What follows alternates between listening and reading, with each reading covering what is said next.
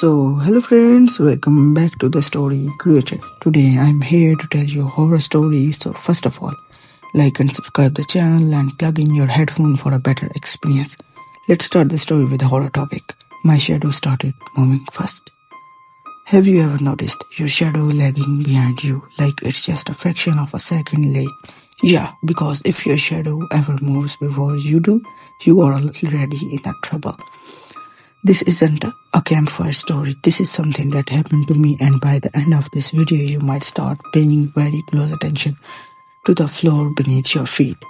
Because what I saw can't be explained by light, physics, or sanity. It started on a completely ordinary evening. Nothing dramatic, no storms, no flickering lights, just me standing in my apartment kitchen, waiting for the microwave to finish humming like an annoyed insect. I shifted my weight to scratch my arm, and that's when I saw it. My shadow moved first, not by much, maybe half a second, but enough that my brain froze and said, "That's not how reality works." I laughed it off at first because what else do what you do when your brain short circuits? Maybe the bulb flickered, maybe I was tired, maybe I needed sleep. But here's the thing. When I lifted my hand again slowly, this time my shadow lifted before I did, like it already knew what I was about to do. Quick question, what would you do in that moment? Because I just stood there, staring at the floor, heart pounding like it was late for something important.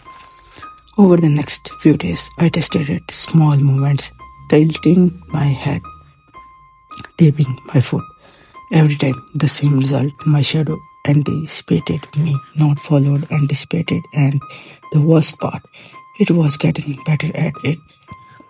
By the end of the week, the timing changed. The gap behind my shadow didn't just move fast, it paused, like it was waiting to see if I had copied it.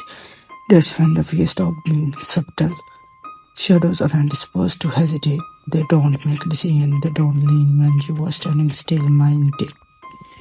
One night, while brushing my teeth, my shadow smiled. I didn't. My mouth stayed perfectly still, toothpaste dripping like it suddenly didn't matter anymore.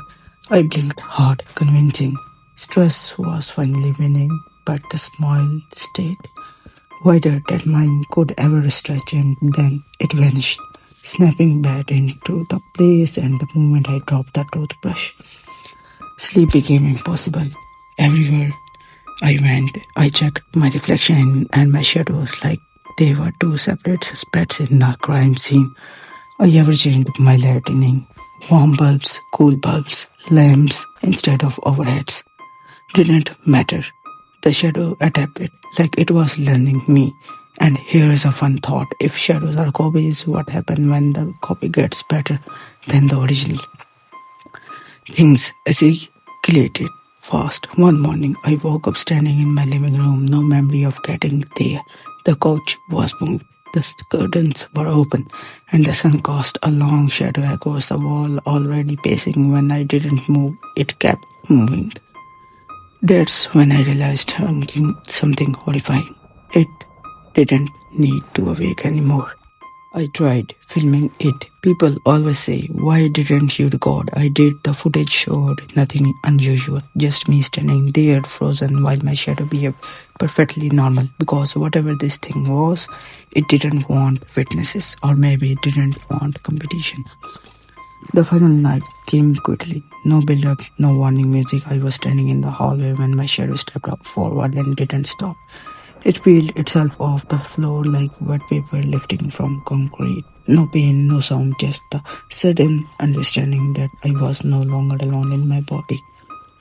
I couldn't move. My limbs felt borrowed. The shadow stood in front of me, matching my shape but not my fear. It raised its hand, and this time I followed. That's when I understood the truth. It wasn't copying me anymore. It was rehearsing. The next morning, I woke up in bed like nothing happened. Everything looked normal. But when I walked outside, people smiled at me differently, like they recognized something I didn't. When I passed reflective windows, my shadow behaved perfectly, too perfectly. So here's why I am telling you this. If you ever notice your shadow reacting just a little too fast, don't test it. Don't joke about it, and Whatever you do, don't let it practice, because once it learns you well enough, it won't need you anymore. And if you're watching this thinking this is a fake, shadows don't work like that, then good. That means it's still behind you. If you want more stories that feel a little too real for comfort, make sure you subscribe, because the next one might explain why some reflections blink late and some didn't blink at all.